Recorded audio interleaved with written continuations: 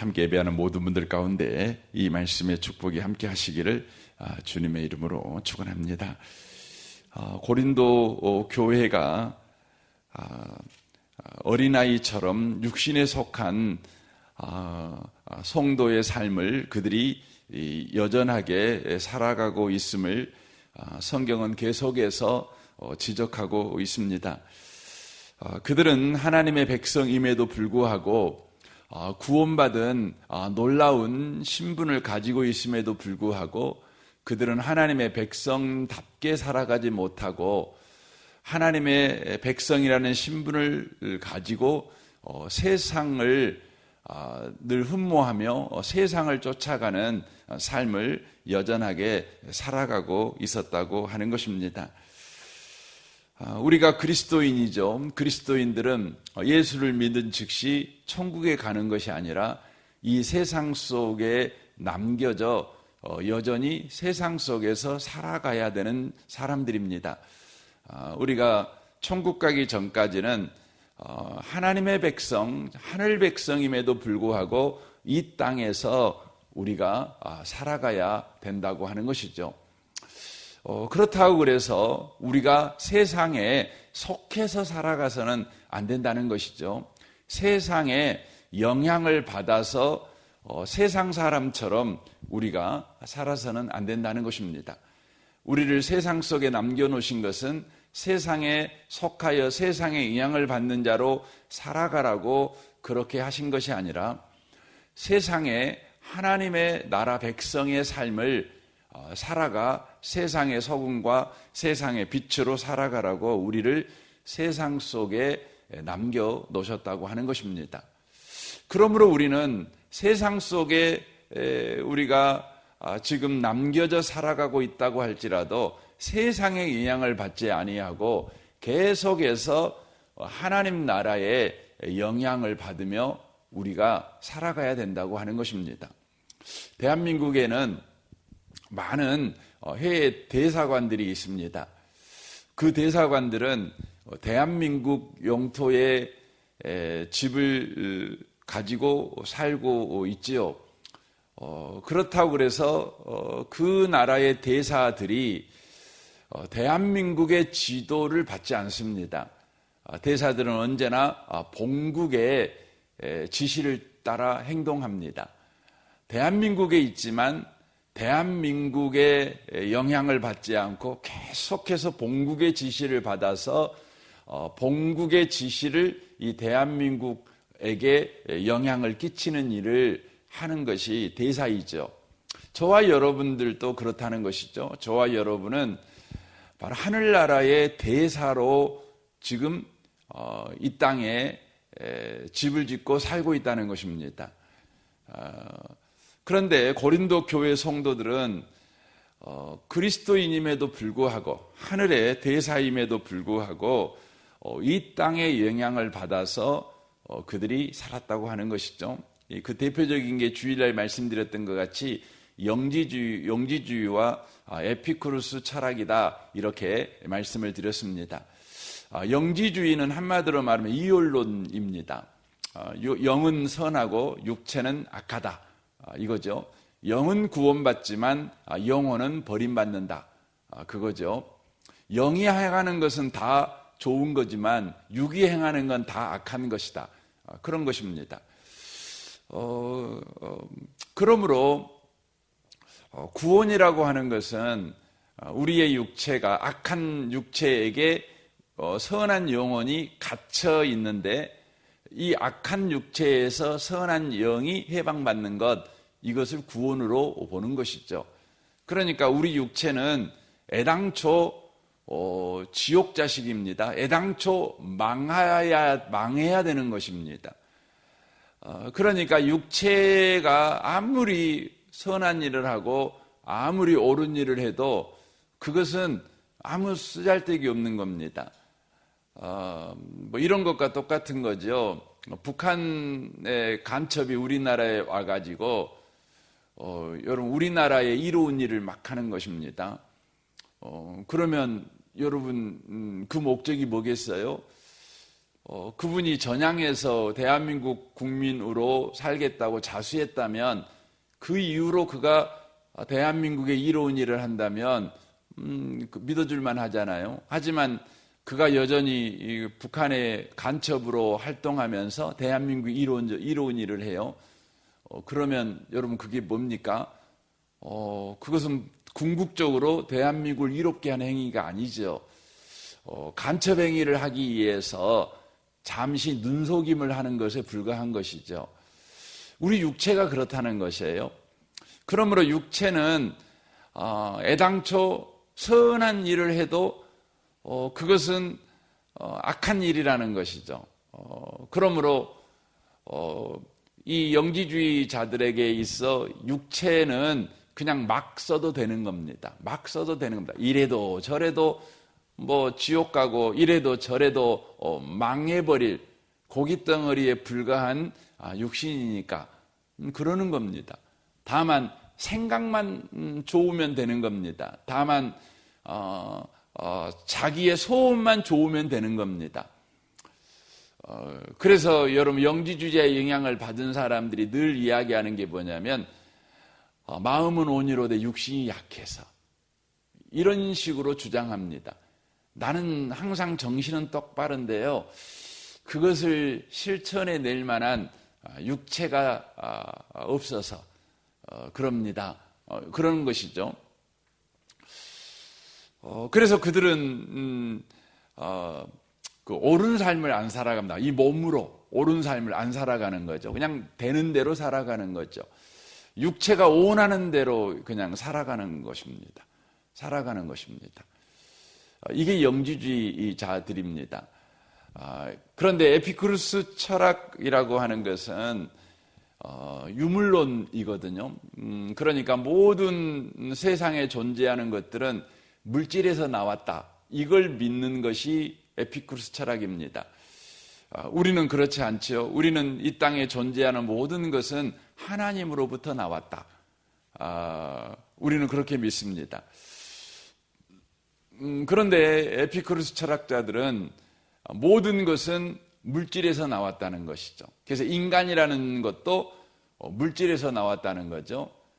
물질이 여러분 결합해 갖고 이렇게 인간이 되었다는 것이고, 인간의 죽음은 물질의 해체다 이렇게 보는 것이 에피쿠르스 철학자들입니다. 그러므로 인간이라는 존재에게는 의미나 가치가 없다는 것이죠. 물질이 모여가지고 인간이 만들어졌고 그 인간이 인생을 살아가기 때문에, 그리고 죽어버리면 그냥 물질이 해체되는 것에 불과하기 때문에 아무 의미나 가치가 없다는 것입니다. 애당초 의미와 가치가 없었고 또 죽어버리면 아무리 우리가 의미와 가치 있는 인생을 살았을지라도 그것은 다 헛것이 돼버린다는 것이죠.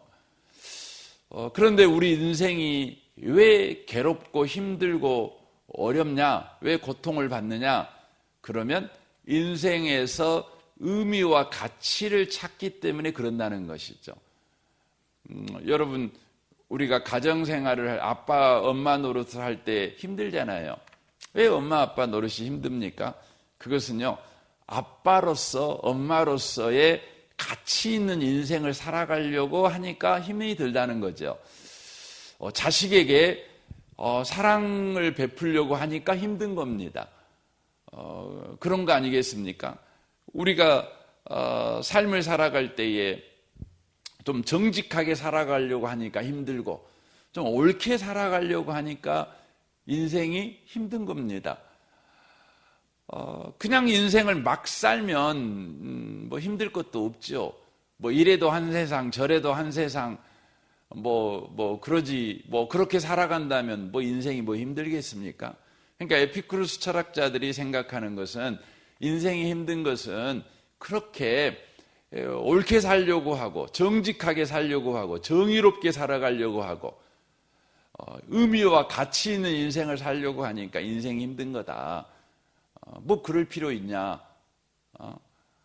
왜냐하면 우리는 물질에 불과하니까 그냥 막 살자. 하루하루를 즐겁게 살자. 하고 싶은 대로 살자. 즐기면서 살자. 뭐 인생 뭐 있냐. 이거죠. 이게 에피쿠로스 철학자들이 말하는 겁니다. 이것이 이제 유물론의 그 근간을 이루고 있는 겁니다. 유물론이라고 하는 건 무신론이죠. 무신론. 신은 없다. 이거지 않겠습니까?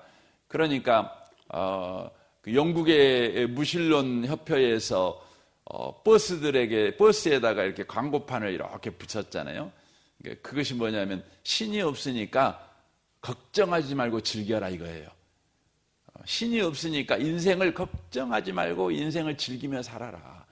신이 없으니까 네가 가치 있게 살았든 의미 있게 살았든 그거 가지고 너를 심판하지 않을 것이다. 네가 잘못 살았다고 너한테 심판도 없어. 그러니까 뭐 인생이라는 것은 죽어버리면 끝이니까 아무 의미도 없어. 그러니까 그냥 하루하루 즐겁게 살아. 막 살아 그냥. 네 마음대로 살아. 이게 이제 에피쿠로스 철학, 유물론 그리고 이것이 이 무신론의 바로 근본이죠. 그래서 그런 문구가 나오는 것이죠. 유럽 사회가 그랬습니다. 유럽 사회가 68년도에 68혁명이라는 것이 일어났어요. 모든 권위로부터의 해방, 거기서 말하는 권위는요, 성경의 권위로부터의 해방을 말하는 겁니다. 그러니까 성경은 하나님이 있다, 이걸 가르쳐 주고 있지 않습니까? 그러니까 성경이 가르치는 그 가르침에서 우리가 해방하자. 그럼 결국 뭐가 되는 거예요? 신은 없다는 거예요. 신은 없다는 거죠. 여러분 삶을 살아갈 때요, 우리한테 여러 얽매이게 하는 것들이 있어요. 아빠가 아빠다워야지, 엄마가 엄마다워야지, 학생이 학생다워야 되고 선생은 선생다워야 되지. 이게 다 뭐죠?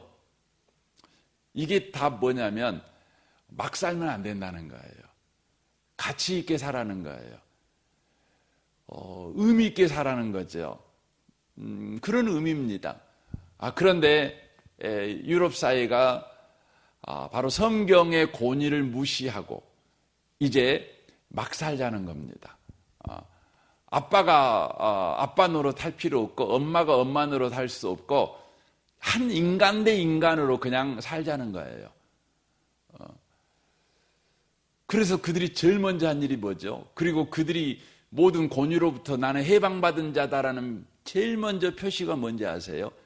그게 뭐냐면 마리아나를 피는 겁니다. 요즘은 마약의 일종인 마리아나를 피는 겁니다. 마리아나, 담배죠. 이 담배로 말아갖고 피는 겁니다. 환각 상태에 빠지는 겁니다. 제일 먼저 그걸 한 겁니다. 그래가지고 제일 먼저 이 마리아나를 합법화시켰어요. 괜찮다. 그냥 모든 국민들 뭐 누구나 필 수 있어. 우리나라는 그 불법입니다. 마약이기 때문에. 근데 그걸 합법화시킨 나라가 네덜란드입니다. 네덜란드입니다. 그래서 이번에도 네덜란드에서 최초로 뭐가 나오냐, 미스 네덜란드. 그 미스 네덜란드면 네덜란드에서 제일 이쁘다는 거 아닙니까? 여자 중에서. 근데 누가 뽑힌지 알아요? 성 전환한 게 남자인데 여자로 이렇게 성 전환한 남자가 미스 네덜란드가 됐어요. 여러분, 네덜란드라는 나라는 그 대단한 기독교 국가였습니다. 지금도 그럽니다. 지금도 그 네덜란드의 자유대학이라고 있습니다. 자유대학. 이 자유대학은 이 보수신학, 우리 보수신학의 전 세계에서 으뜸으로 쳐주는 대학 중에 하나입니다. 대단한 나라였어요. 그 네덜란드가 여러분 알고 있는 것 같이 벨기에라는 나라와 독립이 됐잖아요. 그러니까 벨기에는 카톨릭 국가고 네덜란드는 기독교 국가, 개신교 국가였어요. 그런데 네덜란드가, 그 조그마한 네덜란드가 여러분 그 스페인이 전 세계를 지배하고 그 다음에 전 세계를 지배했던 나라는 네덜란드입니다. 조그마한 나라가 그런 대단한 나라가 되었습니다. 그것을 했던 이유가 바로 청어, 우리가 아는 고기 있잖아요. 청어 무역을 통해서 그렇게 된 겁니다. 그런데 그들이 기독교 국가였던 나라가 하나님 없어 이것을 받아들였어요. 그래서 암스테르담이 수도 아닙니까? 근데 그곳에 가장 많은 여러분 게이들이 있어요. 그 동성연애자들이. 암스테르담이 그렇습니다. 그 지금 전 세계에서 가장 많은 마약을 중개 무역하는 나라로 추락해버린 나라가 네덜란드입니다. 그래서 전 세계에 공급되는 대부분의 마약이 네덜란드로 가갖고 거기서 세계로 퍼져요.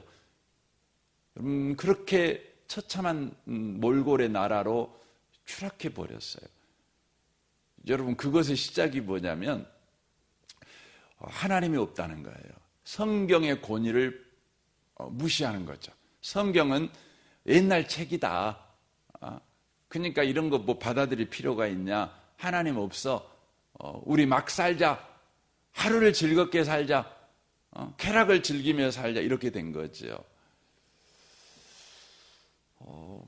고린도 교회가 그렇게 되었죠. 이 시대에도 똑같습니다. 이 시대에도요, 고린도 교회가 받아들였던 이 영지주의나 에피쿠르스 철학을 받아들이는 교회마다, 그리고 받아들이는 가정과 또 국가마다 여러분 심각한 타락이 일어나고 있는 거예요. 국가가 어떻게 할 수가 없어요. 어떻게 할 수가 없어요. 이렇게 안 막아져요. 안 막아져요. 그래서 독일하고 이 네덜란드가 국경에 붙어 있거든요. 유럽은 서로 국경이 없기 때문에 독일은 그 마약이 그 합법화가 안 돼 있어요.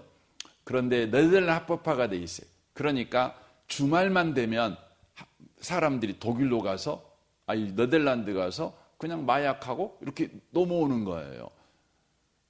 그런 나라가 돼버린 거죠.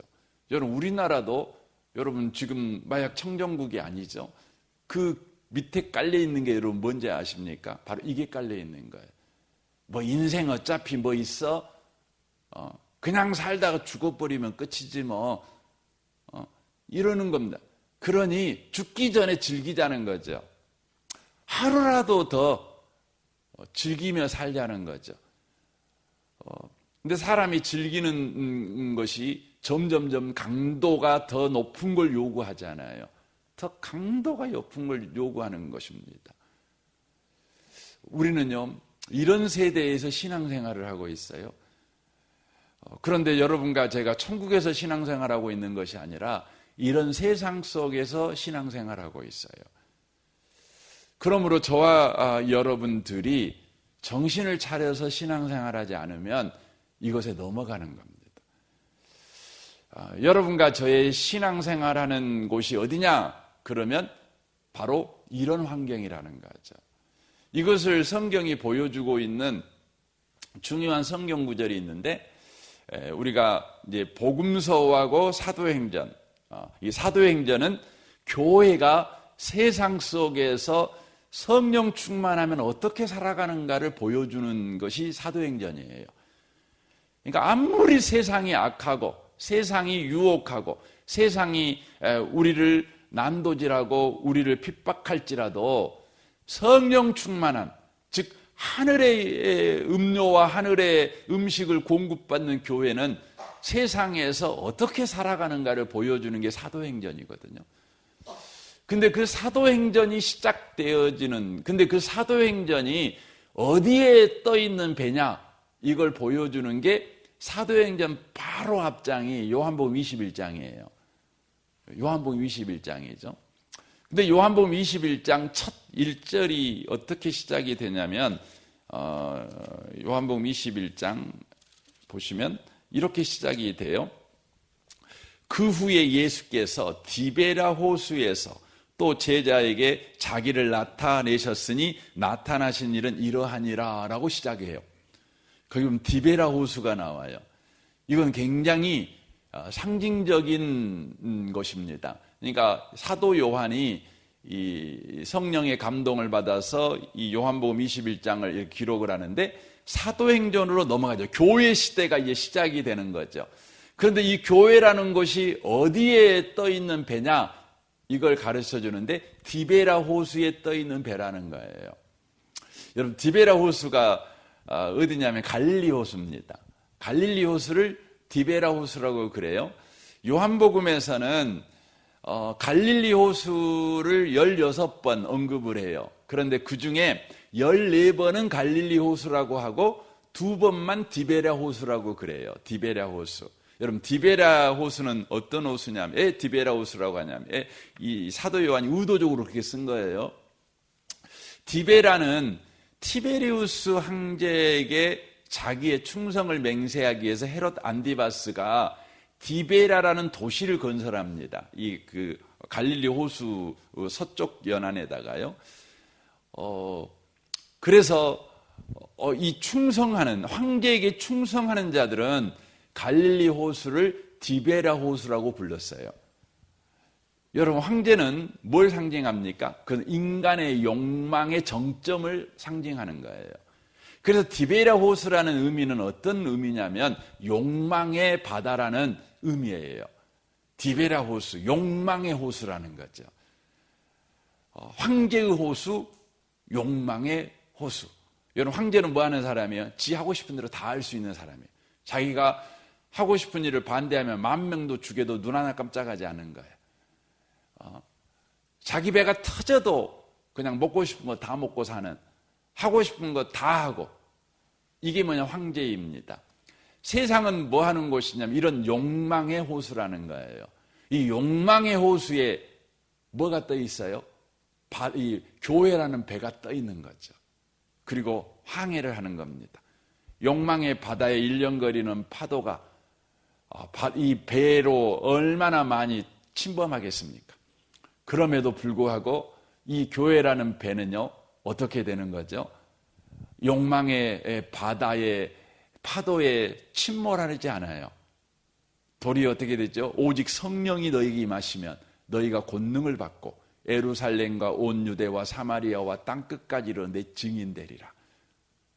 바로 이 욕망의 바다, 거기에는 어마어마한 많은 사상들, 많은 철학들, 또 많은 유혹들이 있죠. 예루살렘, 온 유대, 사마리아와 땅끝.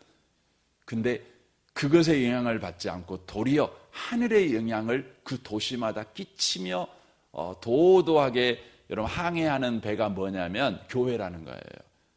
이것을 보여주는 게 뭐냐면 사도행전입니다. 이 아침에 오신 복 있는 성도 여러분, 오늘 또 여러분과 저는 욕망의 바다인 디베라 호수에서 인생을 살아갑니다. 그것이 여러분과 저를 삼켜버릴 것 같아요. 하지만 저와 여러분이 오직 성령이 우리에게 임하시기만 한다면, 성령 충만한다면 우리가 그것들에게 여러분 함락되지 않아요. 도리어 우리가 그들을 침노하게 될 것입니다.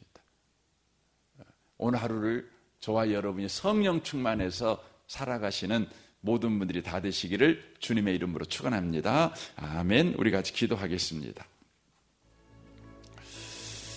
오늘 말씀을 우리 생각하면서 이 아침에 기도하기를 원합니다. 주님, 우리가 욕망의 바다, 영지주의와의 피쿠르스 철학이 난무하고 그 거대한 파도가 우리를 삼켜들 듯 공격하는 이 세대, 인생이 뭐 있어? 다 사람 죽어버리면 끝나더라.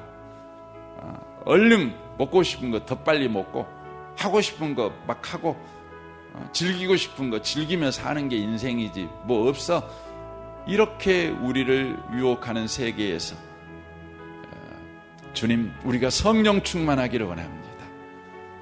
성령 충만하여 주님, 이 세대에 하늘의 영향력을 끼치는 자 되게 하십시오. 인생은 죽으면 끝이 아니라 영원한 나라가 있다. 천국이 있다. 사람이 죽으면 끝이 아니라 사망의 부활과 생명의 부활, 두 갈림길에 서게 된다.